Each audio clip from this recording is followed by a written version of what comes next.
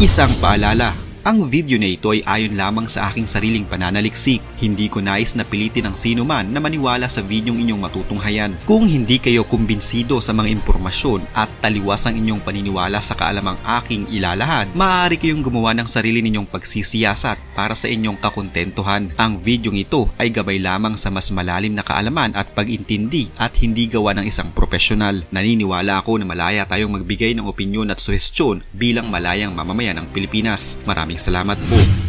Marami ng mga sibilyan ang nadamay at patuloy pang nadadamay sa kaguluhan ngayon sa pagitan ng Israel at ng militanteng grupong Hamas at malaking porsyento sa mga ito ay mga kabataan.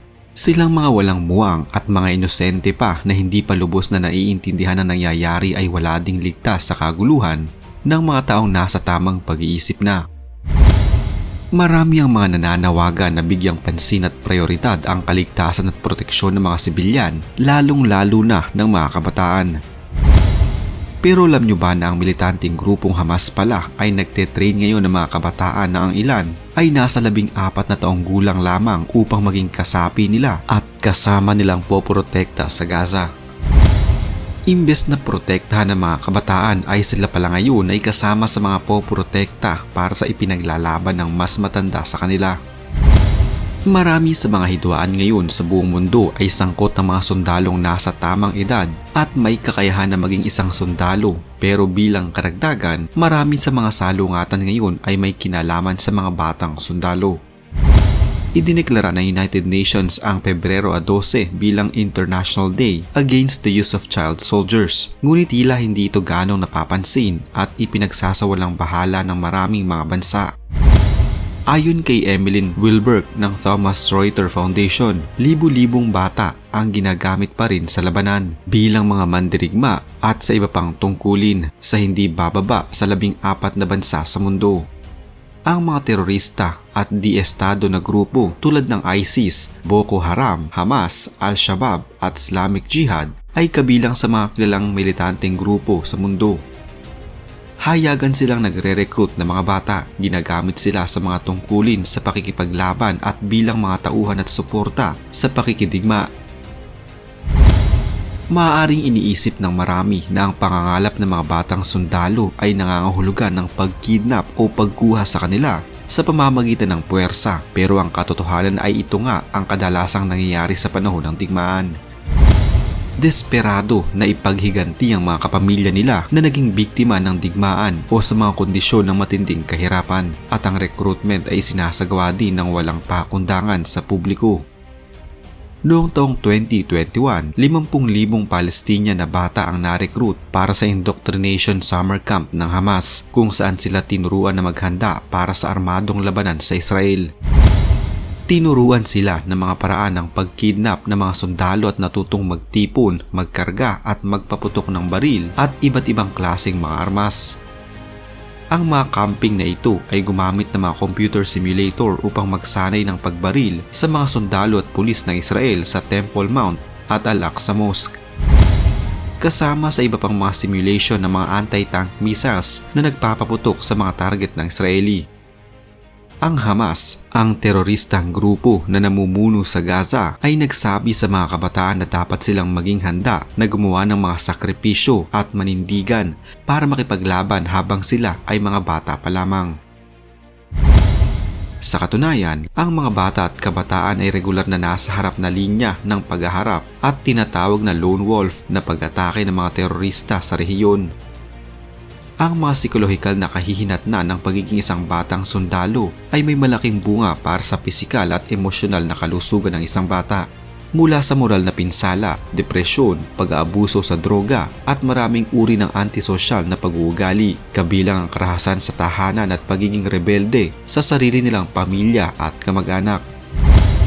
Ang pag-recruit at pag-empleyo ng mga batang sundalo ay isang partikular na nakakatakot na anyo ng pang-abuso sa bata na pumipihit sa isipan ng mga bata at inilalagay ang kanilang buhay sa panganib. Itinuturing ito ng International Criminal Court na isang krimen sa digmaan at ang pagsasanay ay lumalabag sa ilang mga artikulo ng United Nations Convention on the Rights of the Child. Maraming mga lumalabas na mga videos ngayon sa mga social media platform ang nagpapakita ng mga kabataan na sinasanay ng Hamas upang makatulong nila sa pagprotekta nila sa Gaza Strip. Ang mga kabataang Palestino na hanggang 14 na taong gulang ay sinasanay na upang maging isang miyembro ng Hamas. Minsan ay may mga bata pang sinasanay na gumamit ng mga armas kahit na sila ay mas bata pa sa 14 na taong gulang, at ito ay ayon mismo sa Israeli Emergency Responder Unit. Taon-taon ay naglulunsad ang Hamas ng mga tila summer camps na kung saan nagsasanay at nagre-recruit sila ng mga bata upang maging isa sa kanila. Ito umano ay bilang paghahanda para sa mga magiging susunod na laban ng Hamas sa hinaharap. Ang training na ito na idinaos noong nakaraang Mayo lamang ay ginagawa na nila sa loob ng 5 taon, at ang idinaos nila noong nakaraang Mayo lamang ay may tema na para sa paglaban sa bansang Israel. Sa mga nakalipas na kaguluhan sa Gaza, sa mga kabataan umano na namamatay ay siguradong laging may isa na batang sundalo na miyembro ng Hamas. Napag-alaman din na ang mga batang ito ay nagmula sa summer camp training na idinaraos ng Hamas taon-taon sa Gaza, na karamihan sa mga ito ay may edad lamang na 18 pababa. Ayon sa ulat mula sa Mir Amit Intelligence and Terrorism Information Center na kumpirmado ni Joe Truzman na isang research analyst sa Foundation for Defense of Democracy's Long War Journal website na nakafocus sa terrorist group sa Gaza at sa buong Middle East, napag-alaman na isa sa mga batang naiuulat na nasasawi sa nakaraang buwan ng kaguluhan ay batang sundalong nirekrut ng Hamas at miyembro nila. Naging usap-usapan ito sa ibang mga pahayagan dahil na din sa inilabas ito ng New York Times sa kanilang front page na may mga larawan pa. Ang ganitong klase ng kalakaran ay patuloy na gagawin ng Hamas dahil naniniwala sila na habang bata pa lamang ay dapat na silang turuan kung paanong protektahan ang kanilang sariling bansa. Pero sa panahon ngayon, ang ganitong klase ng sitwasyon ay hindi na pagtutuon ng pansin ng marami sa mga kinauukulan.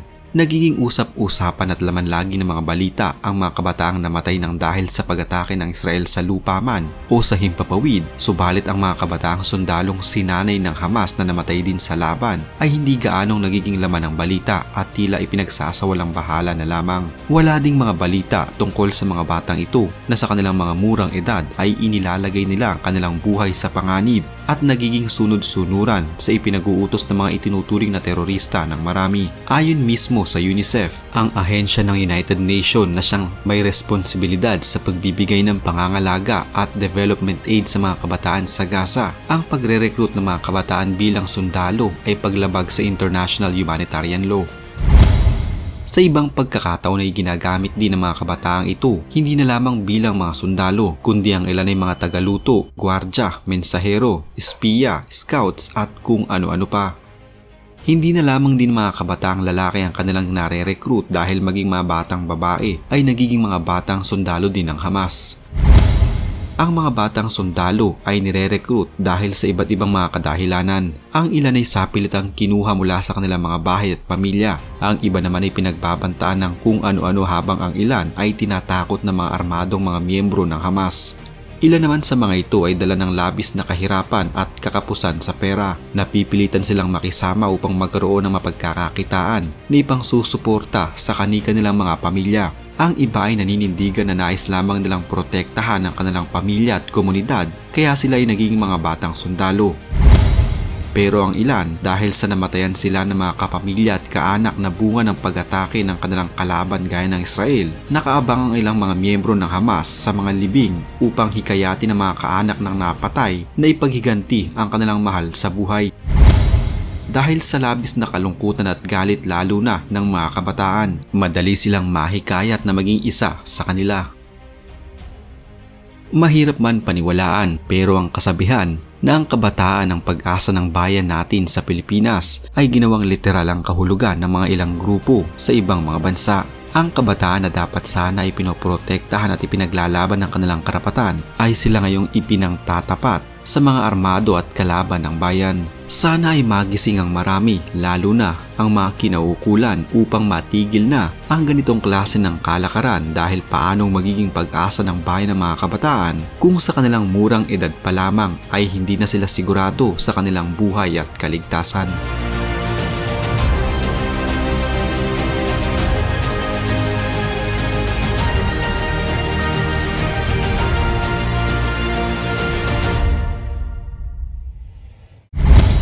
kwento ng pagbabalik tanaw sa kasaysayan ang naitampok natin ngayon. Huwag kalimutang i-like ang video ito at mag-iwan ng komento sa ibaba ng mga nais nyo pang malamang kwentong kasaysayan sa Pilipinas. Mag-subscribe na din para lagi kayong updated sa mga pinakabagong video dito sa Kasaysayan Pinoy. Magandang araw po at mabuhay ang bansang Pilipinas!